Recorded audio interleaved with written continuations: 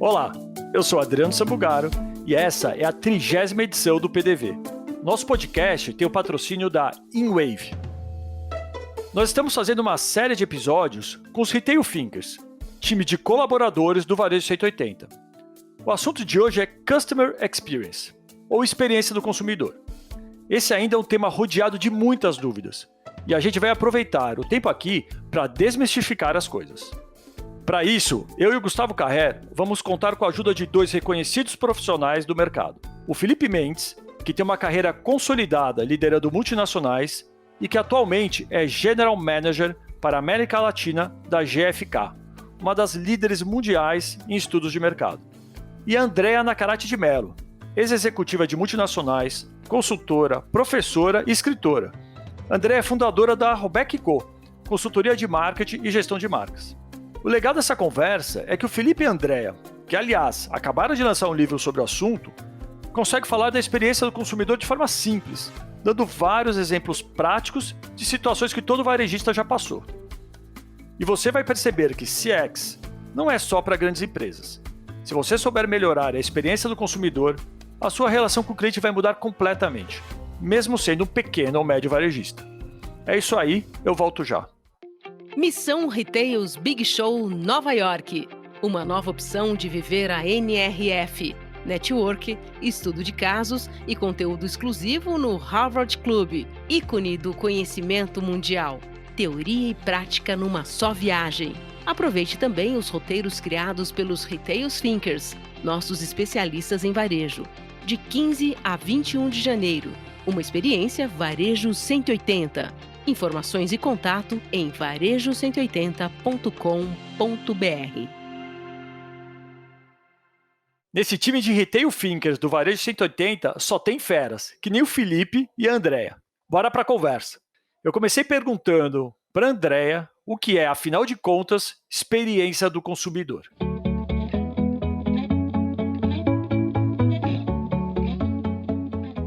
A experiência do cliente nada mais é do que todas as sensações, sentimentos, percepções, opiniões que o cliente tem em todos os pontos de contato com as marcas, produtos, serviços ao longo aí da sua jornada de compras, né? Desde o momento que ele ouviu falar de uma marca, de um produto ou de um serviço que ele nem imaginava se interessar ou comprar, até o momento que ele comprou, recomprou, teve contato com toda a parte aí de atendimento ao cliente, assistência técnica.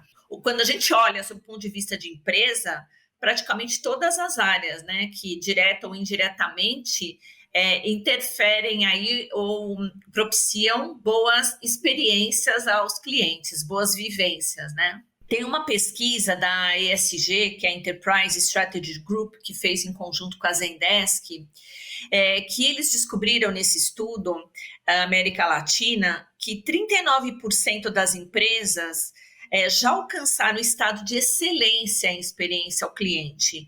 O Brasil está um pouquinho acima da América Latina, 41%, mas tem muito a crescer. A gente vê o CX implementado, não aí na sua totalidade, ainda iniciando em grandes empresas, mas muita oportunidade aí pela frente.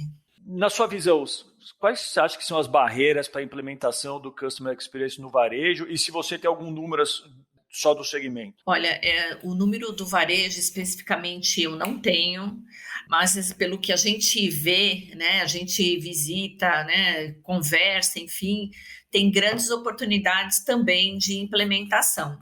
A gente ainda vê muita barreira. Por quê? Primeiro, falta de entendimento do que é a experiência do cliente. A percepção de que é para grandes empresas, né, não é para pequenas e médias, né, e o varejo tem uma oportunidade enorme, né, de tudo quanto é realmente tamanho, né, essas empresas. Ainda tem o foco muito no vender no curto prazo, não em se preocupar com o que o cliente está pensando, né? O que ele quer para tomar as ações e ajustar e melhorar essa satisfação geral. Tem uma percepção de que o investimento é muito alto, então não é para mim, não é para minha empresa, que não se paga, não tem ROI, o que também não é verdade, é um mito, né? E acho que é questão geral realmente da cultura, né? Porque muita gente fala que é focada na experiência do cliente, né? E não é.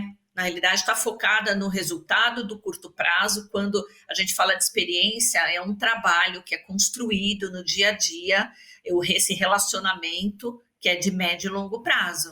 E é um trabalho que envolve todas as áreas, né? Todas as áreas, todos os setores, né? Da empresa, do varejista que seja. Ainda mais hoje, ainda mais quando a gente fala de físico e digital, que é tudo integrado, uma experiência única, enfim. O CX ele se torna cada vez mais essencial até, né? Porque uma experiência ruim no online pode te trazer uma visão negativa para o físico e vice-versa, né? Sob o ponto de vista do cliente, não há barreiras, né, mas é difícil separar na empresa, porque geralmente são times diferentes, né, quem cuida do e-commerce, geralmente não são as pessoas que cuidam das lojas, né, enfim. É por isso que a questão quando a gente fala do CX, né, essa experiência do cliente, tem que ser, na realidade, liderada pelo CEO e para ajudar a derrubar os silos, né? Essas barreiras entre as áreas, porque cada uma tem uma meta, né? Então, é importante. Eu sempre falo que o CX é como um efeito dominó, né? Se o cliente tem um problema em uma área, derruba todas as outras que estão bem. Então, não adianta cada um trabalhar para si. Tem que trabalhar para si colaborativamente para o todo. A simples confusão de preço ou confusão de descrição de um item já pode ser um problema grande de CX, que a gente talvez nem identifique. Mas peraí, estava na cara que esse produto era igual àquele, né? O que eu vi no marketplace era igual ao que eu vi na loja física. Não está na cara. Você tem que deixar isso muito claro e muito transparente. Aí volta no que o Gustavo comentou. Como é que você faz para que essa migração entre canais, ou a jornada digital que a gente chama, como é que você faz para que ele não perca o fio da meada? Diria que no varejo é muito fácil a gente entender o conceito, mas gerenciar cada elemento desse não é bolinho. Se você vê, ó, nós temos um estudo na GfK em que a gente mede o famoso NPS, que é o Net Promoter Score. Vocês já devem ter passado por isso nos podcasts de vocês, mas basicamente ele pede a uma pessoa qualquer se ele recomendaria aquela empresa a um colega, ou amigo, ou familiar. E aí, se a pessoa diz 9 e 10, ele é um promotor, ou seja, ele vai falar bem de você para outros, provavelmente. Se ele te dá um 7 ou 8, ele é alguém plano, assim, é neutro, como a gente chama. E se é de 6 para baixo, ele provavelmente é um detrator, vai falar mal de você para outro. E nós medimos o NPS após a compra, mas não apenas a compra, após o primeiro uso. A gente dá um tempo para a pessoa realizar o primeiro uso do produto. E é aí que a gente acredita que é quando a coisa se fecha. E aí você tem, por exemplo, em alguns elementos, a instalação, né? Se eu compro um produto e na hora da instalação eu tenho um problema, não adianta eu ter feito tudo bem. Eu fiz o preço correto, eu coloquei o produto, mas se o rapaz que foi instalar errou a conexão ou estava de mau humor, acaba com todos os esforços que eu tive antes. Então, olha a complexidade. Por isso que eu digo, a gente, lógico, como consultor, a gente sempre fala, poxa vida, como é que não tem? Mas é um nível de detalhe brutal. Uma coisa é fato, é possível medir se o consumidor teve uma boa experiência de compra. Mas eu tenho uma outra dúvida. Como que o varejista ele pode usar essas métricas para melhorar os processos internos? A primeira coisa que eu acho que vale a pena trazer, porque nós temos batido muito isso, é a síndrome do selfie, né? Muitos varejistas têm, quase todos hoje têm, os médios têm algum tipo de medida, e eles se medem contra si mesmos, uma melhoria contra si mesmo. Mas é importante que a pessoa entenda que a melhora dela não significa estar bem, né? Você pode ter uma melhora, mas ainda estar por debaixo dos outros. Acho que esse é o primeiro ponto. A segunda no momento em que você usa métricas lá no final, né, da compra, é difícil, métricas simples, porque é o que? As pessoas acabaram de comprar, elas querem responder logo e querem tocar a vida delas. Você muitas vezes perde o detalhe do processo. Então, é ideal, se possível, que você faça análises pontuais nas etapas do processo.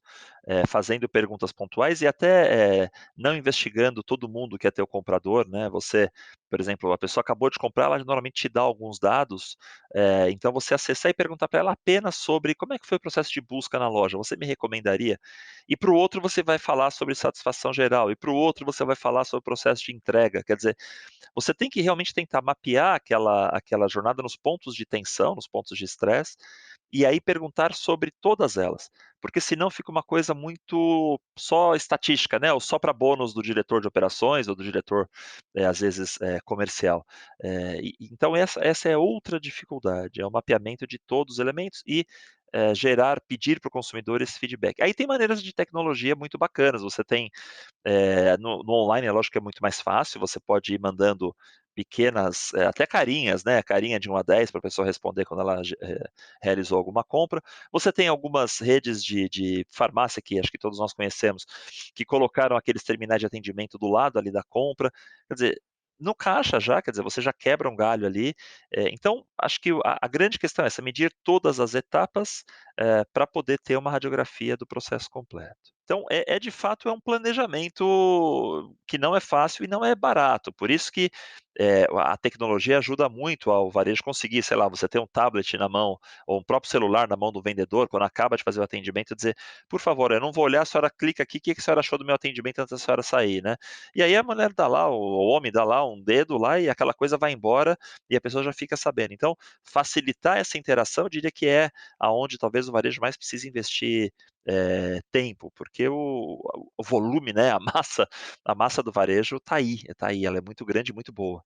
Sim, e também, se vocês me permitem, complementando aí, lembrar que não é o NPS, né, que deve ser usado para tudo, e somente ele, né?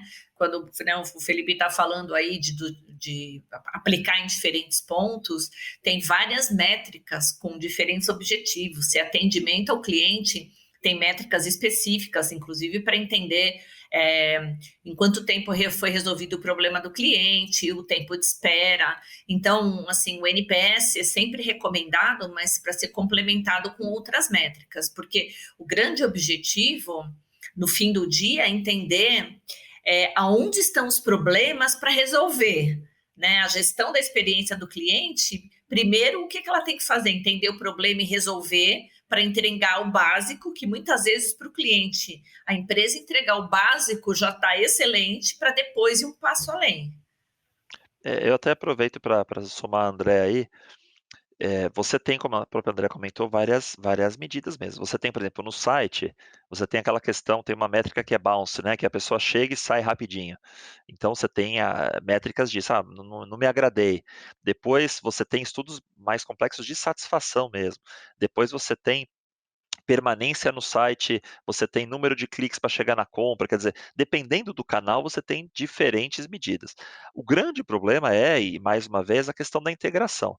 Como é que você coloca tudo isso na frente de um decisor para que ele veja onde precisa investir? Por exemplo, eu posso ter uma excelente operação de loja, mas se eu tenho uma rede de instalação, vou usar a instalação de novo, que é ruim, eu, como presidente da empresa ou como diretor de operações, tenho que investir dinheiro lá. Talvez eu precise até descuidar um pouco de algumas coisas da loja, porque o dinheiro é finito e as prioridades são finitas, para investir lá. Se eu vejo que está tudo isso bem, mas no momento em que a pessoa pergunta alguma coisa no meu saque, a minha avaliação é muito ruim, aí eu vou ter que investir dinheiro lá. Então, de fato, as métricas elas estão lá para mostrar onde está o problema, como a Andrea falou, mas aí vem o ponto da priorização, da estratégia. Eu vou fazer isso muito bem à custa daquilo, porque não dá para ser, algumas poucas empresas conseguem, mas não dá para ser perfeito em tudo. E aí tem que escolher pontos pontos em que você vai seduzir o cliente. Aqui eu vou fazer melhor que todo mundo e aqui eu vou fazer na média. Não vou fazer melhor do que ninguém, mas tem que estar consciente disso.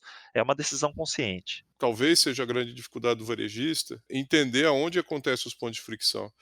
Eu gosto muito das pesquisas do Airbnb, né? Quando você faz uma hospedagem, eles sempre fazem lá principalmente quando é a primeira vez que você se hospeda com aquele anfitrião, naquela unidade, eles fazem uma pesquisa muito inteligente, com perguntas de quem conhece o negócio, né? De quem entende aonde estão os pontos de fricção, E eu acredito bastante que eles devem utilizar outras pesquisas para terem chegado nessas perguntas, né? Tudo isso que a gente está falando até agora, a maior parte a gente está falando de interagir com consumidores, tá certo? Tocar a porta deles, mandar uma pesquisa, ou enfim, apresentar uma, como a gente falou lá, uma carinha no caixa da farmácia. Mas eu acredito muito na combinação do declarado com o observado ou comportamental. Então vamos lá, Airbnb. Eu fiz aquela pesquisa, o Gustavo me respondeu todas aquelas perguntas, bacana, ele me deu uma nota.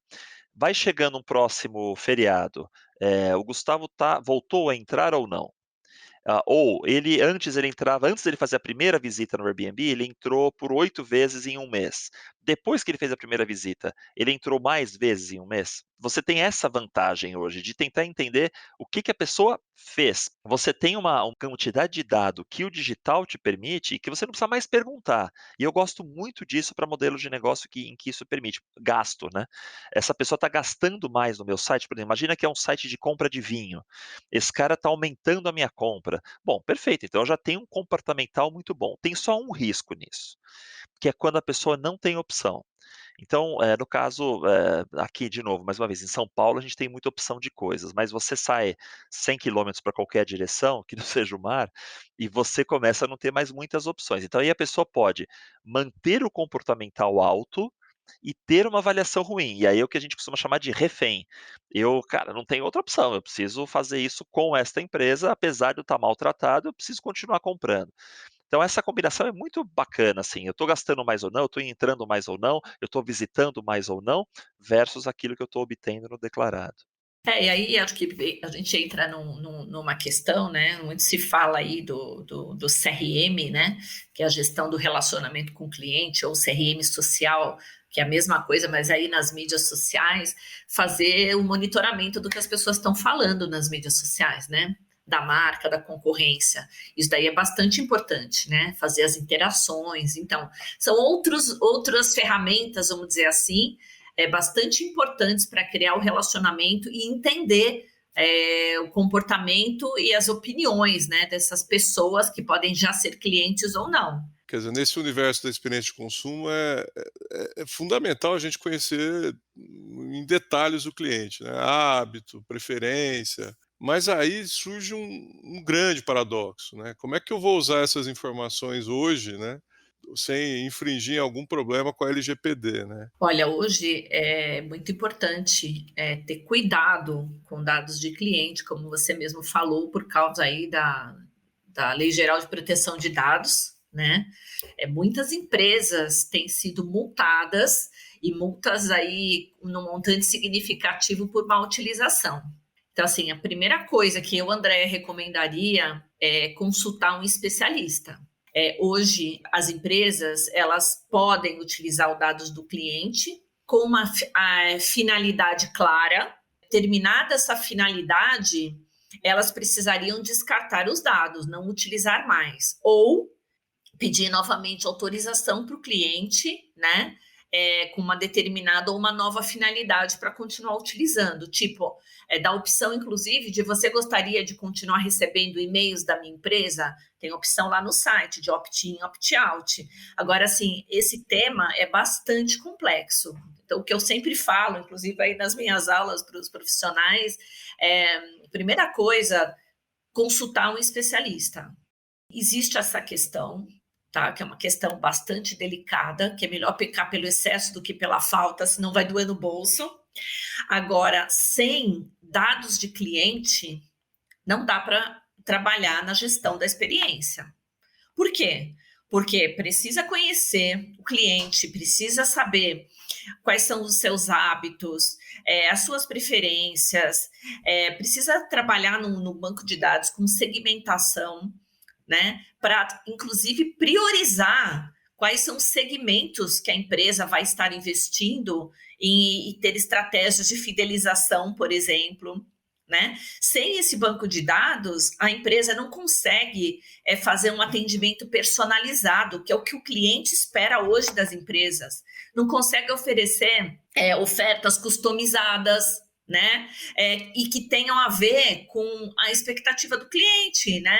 Para mim, o dado é o coração da experiência do cliente, tá? Sem isso, não dá para ter estratégia, não dá para sair do lugar, né? E tem uma linha tênue que eu acho que é assim, você usar para melhorar a experiência e você usar de forma a dar uma sensação que a empresa foi além, né? Essa linha é muito tênue, né? Putz, que bacana que você está me oferecendo um tênis da Mizuno, porque essa é a marca que eu uso para correr. Ou, pô, como é que ele sabe que eu uso o Mizuno? Né? Sabe, essa sensação que é difícil, essa linha tênue, né? Tem uma questão da intensidade, como você falou, quer dizer, um vício isso. Porque você começa a perceber, quando você começa a montar essa estrutura, você começa a perceber que dá resultado, né. Você fala: "Puxa vida, o cara comprou tal coisa, eu mandei tal coisa, ele comprou também". E aí, muitas vezes, o varejo, naturalmente, na meta de crescer, começa a exagerar o uso. O fato é, existem também as recomendações globais sobre isso, sobre quantas vezes você deveria acessar aquele teu potencial cliente, num determinado período. A intensidade eu acho que é um grande problema. E isso se soma ao segundo problema no Brasil, que é o nível de confiança que nós temos em tudo. A gente faz um estudo no mundo inteiro e o Brasil é um dos países com o menor nível de confiança em qualquer instituição. E essa desconfiança é o que vai matando essas boas ideias. E para terminar, para fechar o ponto, o que eu tenho percebido é que as empresas mais modernas, elas começam a perceber que essa pasteurização da tua experiência, ela também tem um lado ruim, que é só te recomendar aquilo que você sempre compra. E nisso, eu gosto muito da ideia lá dos super apps. Os super apps que você coloca, o próprio marketplace também, mas os super apps que você coloca de tudo ali para a pessoa.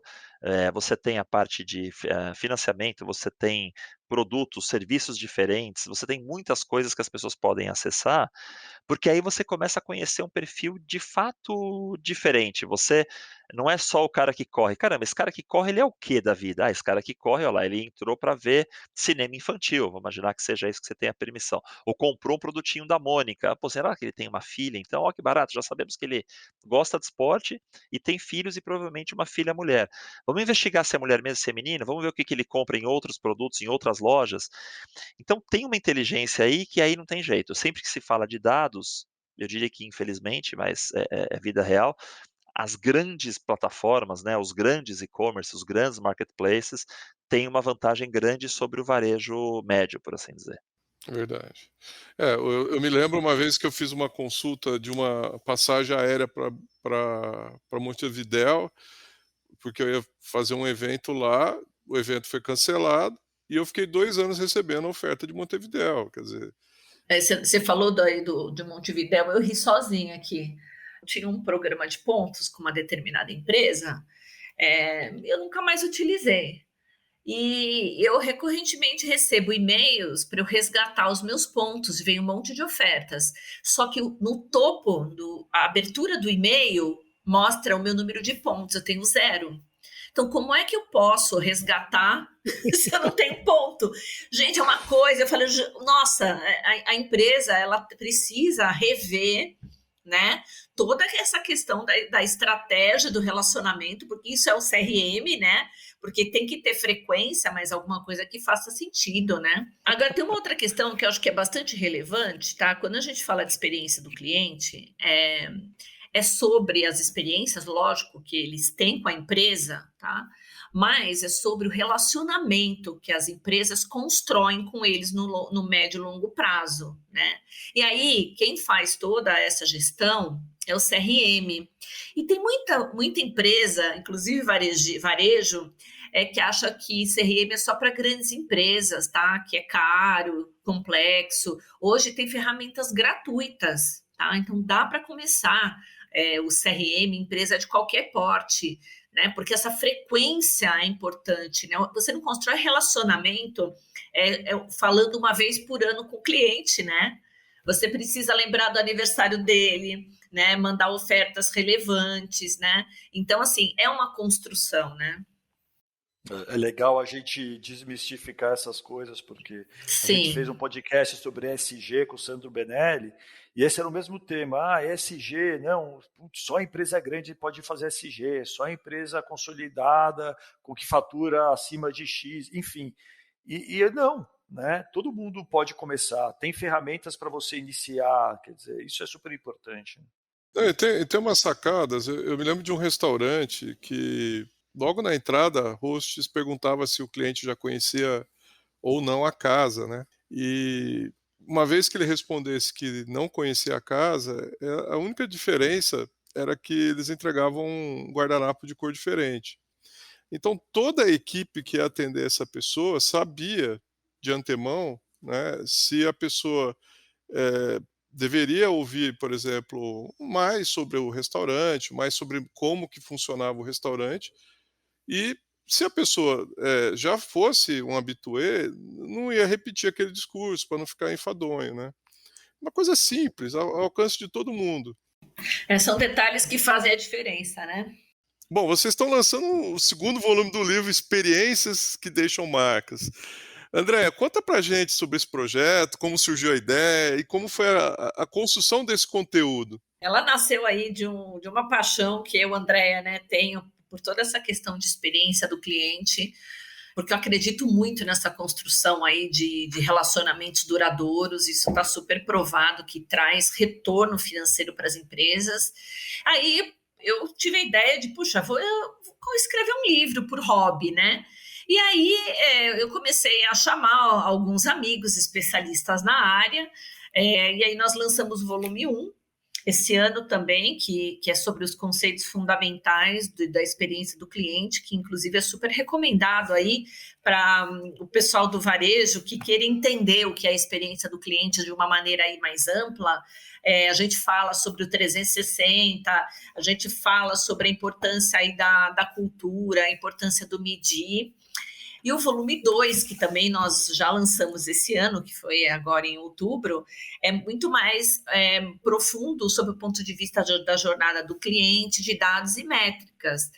Mas aí começa a aprofundar temas e é muito didático para ensinar as pessoas, tá? Porque acho que o meu grande objetivo de ter começado com essa coleção é de plantar realmente a semente do CX, disseminar isso aí pelo Brasil, para desmistificar, né, a questão de que CX não é para mim, né? Porque tem muito para ser feito, então as pessoas precisam entender como fazer.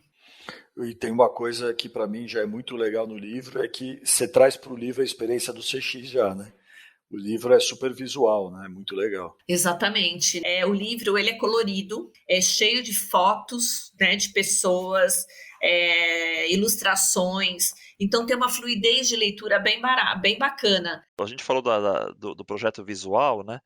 Um tem gráfico, outro tem esquemas, cada um com as suas cores, mas o fato de você ter 17 coautores, também a cada mudança de capítulo, você tem uma mudança no teu cérebro também, porque são formas diferentes de escrever. Ô, Felipe, já que você está falando, fala um pouquinho dá um spoiler do teu capítulo sobre experiência do consumidor do futuro. Parece que é dos Jetsons, né? Mas não foi não. Qual foi a questão aqui? Quando a André me convidou, eu fiquei super honrado, enfim, pela amizade, pela qualidade do trabalho dela e dos outros colegas. E aí eu comecei a pensar o que eu iria discutir, sem ser uma coisa de bola de cristal e nem de tendência barata. Acho que hoje, se você entrar em qualquer buscador da internet e disser tendências 2020, 2030, vai aparecer um monte de coisa. Então, eu tentei fazer uma coisa que tivesse, lógico, um pensamento, mas também bastante pé no chão. Por exemplo, falei sobre a relação com o trabalho. Nós temos hoje o quanto o talento é portátil. Hoje você trabalha daqui do Brasil para fora, se você é um programador, você está lá no Get Ninjas, você está lá no Elo 7, né? Você coloca o lado B no jogo muito mais do que antes. A gente continua trabalhando numa empresa, mas agora é artista. E tem uma questão de cada um de nós sermos uma SA. Eu acho que cada vez mais a própria legislação ajudou um pouco isso, essa coisa de você ser um profissional empreendedor. Então, trabalho foi um ponto importante nessa discussão. Depois eu falei também sobre ESG, que vocês colocaram no início. A gente fala muito ESG com foco bastante grande no E, né, no environment, no meio ambiente. É claro que o E é super importante, mas eu gosto muito do social. Acho que um país simples quanto o nosso, com tanto problema social, esse talvez até devesse ser a nossa maior preocupação na nossa agenda. E tem a terceira, que é a governança, que aquela questão da desconfiança que eu abordei há alguns minutos, a gente é tão desconfiado de tudo que se eu não tiver uma governança clara de dados, como a gente falou há pouco, do investimento que você coloca na empresa, enfim, eu acho que o consumidor vai nos penalizar mais e mais. Depois, passei sobre a virtualização de tudo, quer dizer, tudo hoje pode ser virtual, não só o uso e não a posse, mas também a questão de busca. A gente faz muito review, né? Você vai atrás de quem escreveu, quem que já comprou esse serviço, quem que já comprou esse produto. Então, a recomendação hoje é muito virtualizada, algo que você fazia antes no boca a boca. A gente aprendeu a procurar isso por causa da pandemia em sites. Falei também de marketplaces e super apps, que eu já comentei, eu acho que os dados que estão ali e você entregar tudo, se bem feito, pode ser uma enorme simplificação no Brasil, e eu digo que a simplificação no Brasil é o luxo, você simplificar para as pessoas poderem fazer as compras rápidas e sem erro, é um grande luxo. E aí, lógico, quer dizer, não pude deixar de comentar sobre tecnologia, o quanto o lado positivo da tecnologia, o quanto ela pode simplificar, mas tem esse balanço fino que a gente também já abordou entre simplificar e pasteurizar. Me dá muita preocupação, até porque tenho filhos pequenos, o quanto você simplificar tanto a vida das pessoas, torna elas preguiçosas. Eu acho que esse é uma dúvida que eu tenho e acho que nós temos que pensar nisso para o consumidor do futuro. Ele poderá, em alguns momentos, ser preguiçoso, poderá querer só ler 140 caracteres, mais lives e menos livros, quer dizer, tem várias perguntas aí que se impõem para a gente pensar no que será a experiência do futuro. Tudo isso impacta na experiência. Eu antes saía para pegar um táxi, eu comento isso sempre, e tinha que buscar um táxi na rua com o celular, como é que chama? Com o guarda-chuva na mão. Hoje em dia, com 2 cliques, eu faço isso. Então, ter o impacto no trabalho, né? Como é que você enxerga o RH hoje, quando você consegue fazer tudo pelo celular, até do governo? Ah, mas o RH não tem, preciso pedir, mandar e-mail. Tudo, as pessoas são pessoas, né, gente? A gente fala muito do consumidor, do empregado, da pessoa como cidadão, e no final eu sou só o Felipe e todas as experiências boas que eu tenho, eu quero que as outras interfaces minhas também, movam-se para essa direção. Acho que esse é um pouco não só o spoiler, mas também os impactos que eu acho que vale a pena deixar para o teu público aqui. Ó, e são 23 coautores entre o livro volume 1 e volume 2, 23. 800 páginas aí de muita experiência e coisa para contar. Pô, legal.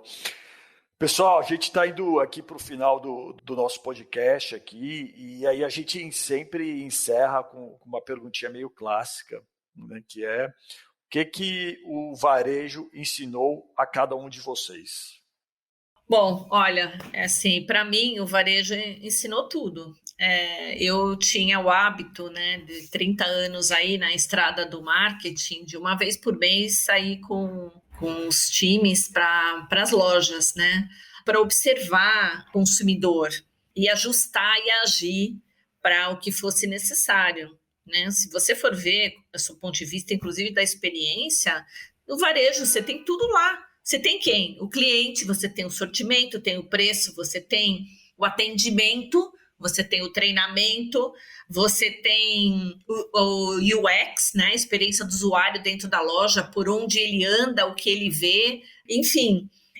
Hoje temos, inclusive, a incorporação da experiência digital, né? Nas lojas, né? O que é também bem bacana.